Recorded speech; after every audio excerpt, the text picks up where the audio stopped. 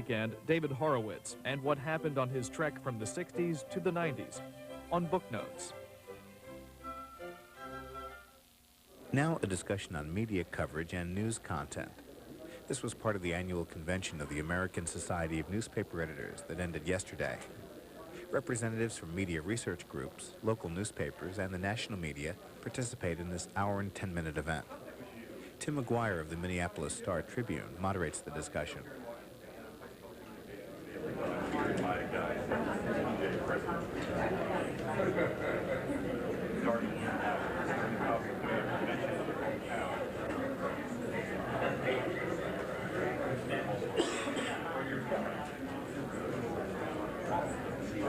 Thank you for joining us this morning.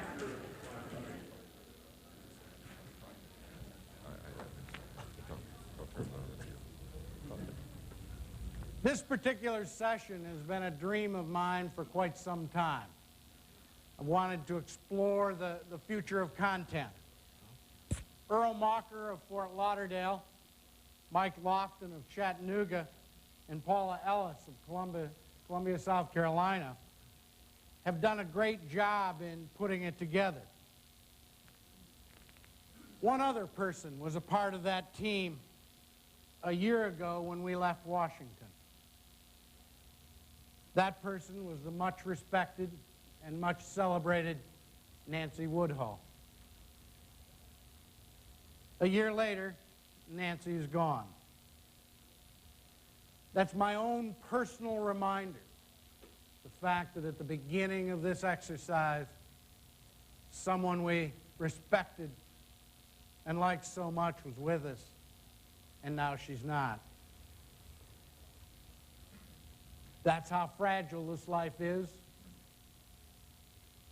God bless Nancy, and God bless us, that we might learn from that, to live every day to its fullest.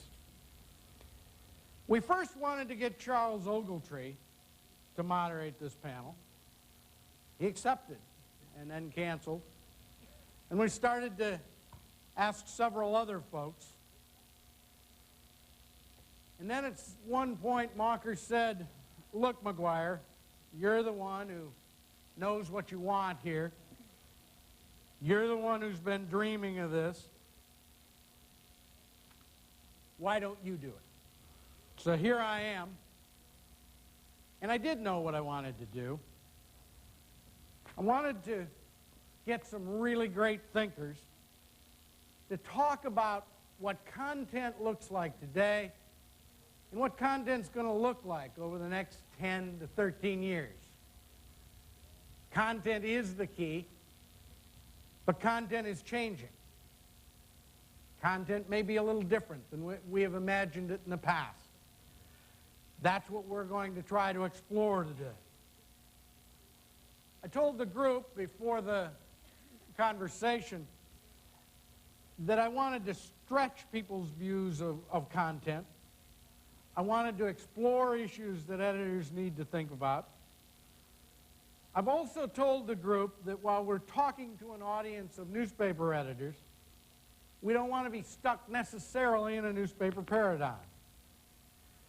Let me briefly introduce the group and tell you why they're here.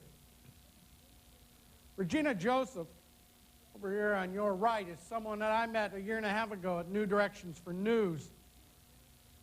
And she really challenged the assumptions of a lot of fuddy-duddy editors.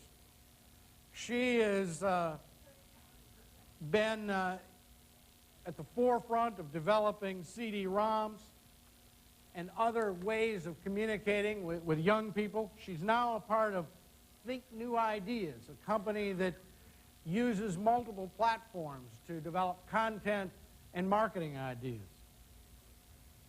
Farai Shidayah is someone who you really ought to know. She's a 27-year-old journalist, author, who jumps from print and books to online. She's got a website that'll knock your socks off. And she's an analyst for CNN. She leaps from African culture to punk music. She's considered one of the outstanding 20-something thinkers in the country. Ted Leonsis is president and CEO of AOL Studios. We've heard a lot of talk about AOL this week. We won't tell him about all of that talk. He's responsible for all content and all brand content ideas on AOL. Mary Jo Meisner has most recently been editor in Milwaukee, been editor in Fort Worth prior to that, has been with Washington Post in San Jose. Most of you know her. She's between engagements right now, but she is on this panel because Earl Mocker was on a panel with her several weeks ago and said, you know, Tim, she's really, really sharp. We need to have her on the discussion group. Diane McFarland is, as most of you know from the ballot results, the editor of the Sarasota Herald Tribune. But Diane has another title at Sarasota. She's head of television. She's developed a television station for the Sarasota Herald Tribune, one of the first really multiple platform editors in the country. Ron Martin has been a pioneer in our business. He a founding editor of USA Today, has brought a lot of innovative ideas to the Atlanta Constitution-Journal, where he's editor. He's been especially innovative in the area of kids, something I think we'll start talking about. I also learned this week that he's just a tremendous headline writer. I turned to him during the Shannon Lucid speech and said, boy, she's so authentic, isn't she? He starts writing and shows me the headline, Over the Back Fence with Wonder Woman, which I thought perfectly captured that speech. George Benge was one of the outstanding newspaper designers in the country at the Fort Lauderdale Sentinel, then took a sharp turn and became a community newspaper editor, first at Muskogee and now at Lafayette, Indiana. I hope he's going to give us a sense of how the content issues affect smaller newspapers. Bill Bass was one of the founders of Boston.com at the Boston Globe, and for the last year has been analyzing media and new media for Forrester. If you don't get his publications, you're missing out on a great source of information. 10 minutes in, and I'm starting to get hoarse. So that's our group, and we're going to dive in. Briefly tell me, Bill, how you define content. What does that word mean to you? I think when we think of content, I mean, clearly it's the stuff that you've always seen in newspapers that's been written by journalists, but you run into a whole other set of content. There's advertising content, especially classified advertising. You run into, AOL's done a great job of chat rooms. One of the best content areas on America Online is the chat. And so there's a lot of content out there that's created by users out there. It's a community. Email is content. And all these forms of content have really driven the rise of electronic media.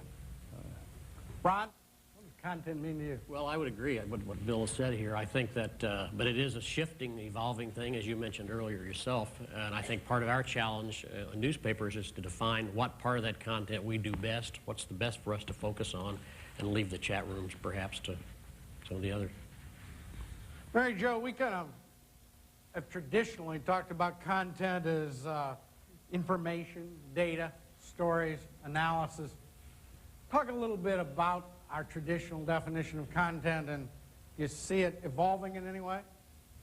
Well, I think as newspaper people, mainly in this room, we've really seen it in the context of news, covering events, reacting to them, trying to tell them passionately, but also objectively and fairly.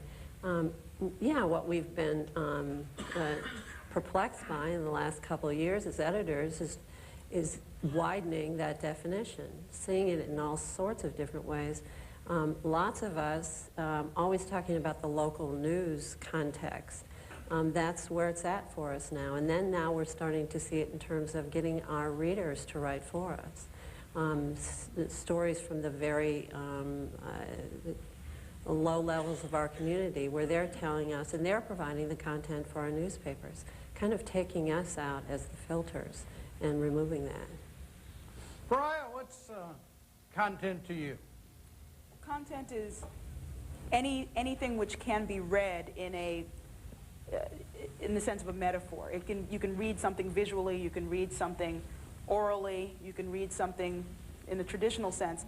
But good content is something which you read which transmits information. And I think that content doesn't always transmit information. We tend to think of content precisely as information, but increasingly it's not. I mean, you have many things which, you know, when you go to a website, if it has music, that may influence whether or not you are receptive to the rest of the content, but is that music in and of itself meaningful? It is in a stylistic sense, but it's not necessarily in a traditional information sense. The same is true with color in newspapers. Well, maybe it's crucial in a photograph that shows a fire, but maybe it's not so crucial in other parts of the newspaper, but it does influence how you process the rest of the surrounding content.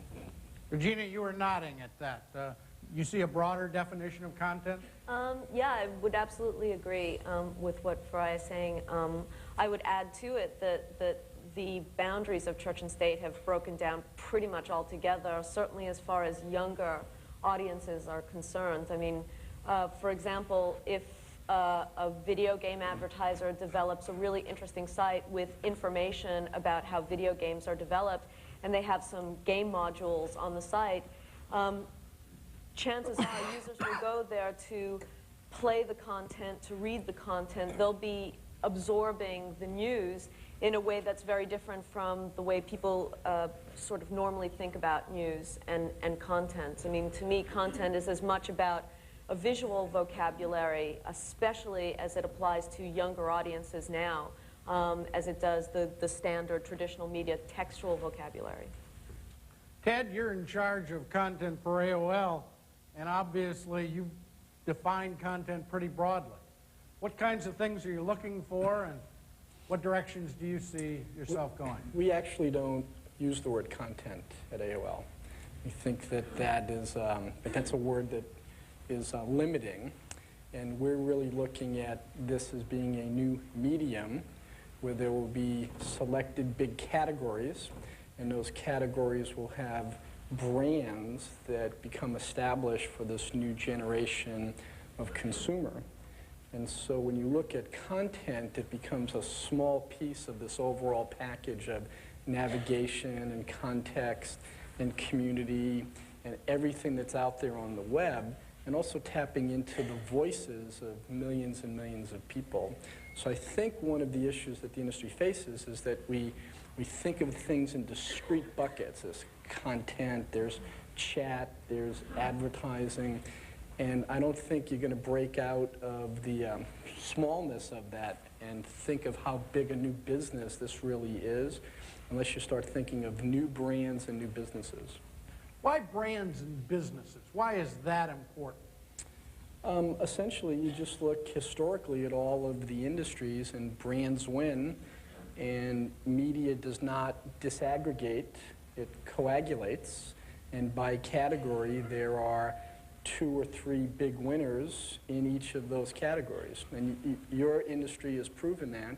You have 88% of the circulation in this country in the hands of 25 top newspapers within 10 companies. Or you look at the cable industry where there's really only 20 big cable brands, 1 or 2 by category, owned by the distributors. I see that kind of trend happening in this business, and the concept of 400,000, 500,000 free websites has mitigated the value of content, and brands will win. Category killers and scale will win, and some of those brands are starting to emerge. And for the newspaper industry, unfortunately, because you've been looking at content and this medium is a way to repurpose or extend your existing brand, I'm concerned that the industry might create itself quickly, where your business took About 40 to 50 years to get into 50 million homes, and television took 20 years to get into 50 million homes, and radio took 38 years to get into 50 million homes. This business is going to be in 50 million homes in 5 more years. And so the acceleration and the short turns and cycles in this business kind of means if you're in and you're playing to win, you have a shot. If you're dabbling, those 5 years are going to go by pretty quickly. We'll come back to that. Regina, is Ren and Stimpy, ESPN, Extreme Games, are those kind of things content? Absolutely. As a matter of fact, we're developing something right now for ESPN. We're working on developing a content module. For example, and this goes right back to the brand discussion. When you're dealing with infoglut out there, especially if you talk about a web environment, for example, I can be exposed to millions of different potential content vehicles on the web. For me, as a user, as a potential audience member, if I'm going to be able to distinguish between one type of content that I enjoy, for example, I happen to like cartoons, and I'm of a certain age group, although Ren and Stimpy, for a lot of reasons, tends to defy the traditional acceptance of what age groups would gravitate towards that show. But I think that if you look at the way people tend to move towards looking at sites on the web, for example, it helps to have a brand like an ESPN, a Ren and Stimpy, a recognizable factor, which will sort of focus the user into what kind of experience they're going to get. And so absolutely, they matter greatly. Diane, these outside experts are telling us that brand is important. You're taking your brand into television. Tell us about that. Well, I think it's important that we stop thinking of ourselves as products on paper and start thinking of ourselves as institutions that are in the business of providing news and information, and institutions that specialize in the geographic community, not necessarily virtual communities, although I think in some cases the institutions represented in this room can certainly specialize in some virtual communities, but the geographic community is our specialty. It's what we do best, is what we can continue to do best. And what I think is going to happen is the users out there are going to start to get stimulus shock. They've got all these choices, and they're going, oh, let me go to my most trusted source of news. And if it's local news they want, they're going to come to the institution that has been providing their daily newspaper for years and years. In our case, we recognize that a lot of people want to get their news on TV for various reasons. And at various times, they may be newspaper readers, but at certain times of the day, they want to go to the TV set and find out what's going on. We wanted to be that provider. We didn't want to let someone else come into our market and provide a 24-hour news channel for that purpose. Ted thinks you're wrong. Ted? And if you really want to know, you've got to reach for a newspaper. It was a good signal, wasn't it? Local news and community information. New York Times, I don't have a Washington Post here. I think the newspapers have ignored the local communities for the most part. Well, all you have to do is there's not even a section. It's weekend, business, headlines. So I hear a lot about newspapers going local. And You may have picked the wrong example. Okay, well, maybe I have. But I think it's new brands. I think that our digital city, which is embracing newspapers as an aggregator and programmer, and Microsoft Sidewalk are going to be the category killers for local information. Why doesn't the Sarasota Herald Tribune kill digital cities and Sidewalk in Sarasota? It is. Well, we'll see how it works. Ron, you? Yeah. Well, I think we're crazy if we sit still and wait for AOL and Microsoft to come to town and set up city sites to deal with what we have the expertise in. We've got the critics, we've got the history, the understanding of all these things. These folks don't know anything at all about our communities. And we're getting signals. All you got to do is look at Seattle Sidewalk and see what it is they're doing. It's coming your way. If you don't get ready for it, you're making a big mistake. George, how does that affect a community newspaper like the one in Lafayette? Well, certainly there is an impact and an effect in Lafayette and Muskogee, Oklahoma, but I don't have a major problem with what they're doing on AOL. I think it's something that we all have to accept and ultimately embrace if we're going to fundamentally change the way we deliver news to our communities, whether we're small communities like mine or big communities like Ron's. Frankly, you know, for me, it's almost a Trojan horse. Is that the right word? For me, content is in Muskogee, Oklahoma, is two gentlemen in overalls standing in front of my desk demanding that I explain why I covered a story about their farms. And they could give a fig about AOL. To me, content is a father in Lafayette, Indiana, coming into my office very angrily and demanding to know why we're not covering his girls' basketball team as well as we're covering the boys' team. That's content, and frankly, those same people are concerned about AOL. They have access to AOL, but my biggest concern is letting them define news and content for me, and I'll worry about AOL down the road. Mary Jo? I think one of the interesting dynamics here is that the people to my right are talking more in terms of local news, geography defining news. The people to my left, I think, are talking about something slightly different. Regina talked about the breakdown between church and state. I think that's where we, as newspaper editors, are having the difficulty, because I think the definition of content to my left is going beyond where it is on the right now. We're getting into all sorts of other kinds of things that these folks are doing very wonderfully and creatively that we don't know how to do yet. They talk a different language. I think we have to be very upfront about that. But that ought to be stimulating and exciting. There's a great story. We ought to be covering it. We ought to be thinking about how that affects our content, how we convert that to our content, how we interact with that. I think it's a real exciting time. Yeah. Bill, what are you hearing here? There's an interesting... Last April Fool's Day, AOL did an interesting thing. They put a story on their news section that said, life on Jupiter, I think it was, and then there was, is this really true? And I think you were quoted as saying, yes, this is not a joke, this is actually true. And that caused a huge furor because it wasn't true, at least not then. It might be, you know, sometime in the future.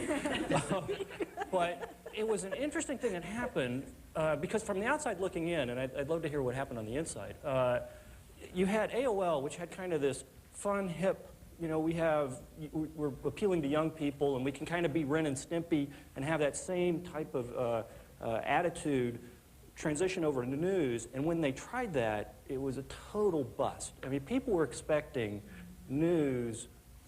When they're watching Ren and Stimpy, they're expecting a certain type of content and information, and it's one that's entertainment related. When you're over here on the news side, you kind of want news. If you want entertainment, you go over to Ren and Stimpy, and this meshing didn't work. Brian, do you see daily newspapers as producing content that's indispensable and compelling? And if not, where do you see that kind of content? Well, I mean, it depends on who you are. I mean, I think we've talked about a couple of different types of communities here. We've talked about actual physical geographic communities, the kind traditionally served well by newspapers. And I think that the New York Times is not a good example of a community-based newspaper. It's a national newspaper, as is the Washington Post, as is the LA Times, which is here. There are a lot of newspapers that are not nationally distributed that do a very good job of serving their communities. That's 35% of the market. Right, but it's a very different, what I'm saying is, it depends on who you are, what sort of content you turn to. So the kind of person who is going to read a local newspaper to find out what's going on with the local economy, whether or not it's a good time to try to switch jobs, whether or not their daughter's basketball team is being covered well, may well be getting that from one type of newspaper. Somebody else who wants to know more about what's going on Wall Street will turn to a different type of newspaper. Unfortunately, there are a lot of Americans who don't seem to find newspapers indispensable at all, and I did a study for the Media Studies Center under the late Nancy Woodhull, who was a fantastic person, a real inspiration and mentor to me. And she had done a study at the University of Rochester using undergraduates to look at newspaper content as it related to young people, and found that they were mostly in sports and crime coverage and not much else. And the study that I did, which covered this statistically randomized sample of 400 newspapers of different, 400 stories from newspapers of different circulation levels, found pretty much the same thing: crime and sports and not much else as it relates to young people. That's why young adults are not generally a strong newspaper reading audience. I believe that's one part of it. When you have news which does not serve your community, in this case a generational community as opposed to a geographic community, then you tend to tune out. And so I think when we talk about the news being, you know, what is community and whether or not the news is indispensable, it depends on what community you're talking about. If you are a young adult who's very involved in the life of your local community and your newspaper serves that local community well, you will probably read it. If you are a young adult who tends to identify with your generation but who doesn't rely as much on you know, the sort of geographic placement of the news, or you do and your local paper just isn't providing much of that, then you'll tune out. And so I think the question is, how do you keep the people in the fold who are happy with the news they're getting, and then increase the base for people who don't identify with it? Ted, I get the impression that you think there's a light at the end of a tunnel for newspapers and it's a train. Oh, no. No, it's quite the contrary. What I think newspapers' core competency is what's needed in this market. I'm concerned that we're not applying the core competency, which is talent and people who understand context and can package things up in a relevant way in short bites, and then if people want more information, they can be drilling down. What I'm seeing mostly is that the newspaper companies are saying, well, I'm looking at this as a printing press, a way to protect my market, and they go at the business really not fully engaged. It's more a, well, I'd better do this so I lock other people out, but I really like being in the newspaper business, and that's one strategy. I think the more appropriate strategy is to say, well, I can still do that. I can use my website, I can use what I'm doing on AOL to extend, enhance, and protect my brand, and it may not be a big business for a while, but the big opportunity is to say, you know, I'll wash my mind of what I know, and I'll look at what this new medium is all about, and I'll create a new brand, I'll create a new business, I'll get in context with another supplier. And what's interesting here is I believe that Microsoft and AOL are more in tune with what you said we wanted in Missouri, because we can afford to do the Little League games. We can afford to do, because it's digital, and we put the stuff up, and that's what we want. That's what we mean by community. And so I see we're more in line with some of the traditional ethos of newspapers, where we're going to provide local information and context than some of the big newspaper companies. Regina, where are you seeing indispensable and compelling content? Well, I mean, in the mornings when I get up and turn on my computer and look at my email, my browser, as a default, goes automatically to the New York Times Online. I go and get my morning content. I mean, I have a very specific group of areas, content areas, that I go to in order to receive my news. And I think that, you know, that's vitally important for me. It just happens to be that the mechanism in which I actually view this content and information is just more easily deliverable to me in that format. I don't think that we're talking at cross purposes here, but I think that what we should look at is the convergence of both sides of if we sort of split this panel right down the middle and talk about content and the convergence of the sort of branding and content discussion that we're having kind of on this side, and the sort of targeted community-oriented discussion that's sort of happening over there, and look at the relevance of both of those issues intertwined as to how it applies to newspapers. I mean, I look at the New York Times Online, I think it's great. I think the Wall Street Journal Online, they're great services, but essentially what they're doing is they're taking, you know, these paper-based formats and just repurposing them to fit a digital medium. But when you look at, and MSN and AOL were not the first to sort of think of, well, let's start building branded communities online. I mean, Total NY was doing that for a while. You know, GeoCities, City Search. I mean, these are all companies that are basically going out and trying to build regionalized, localized, community-based news environments using their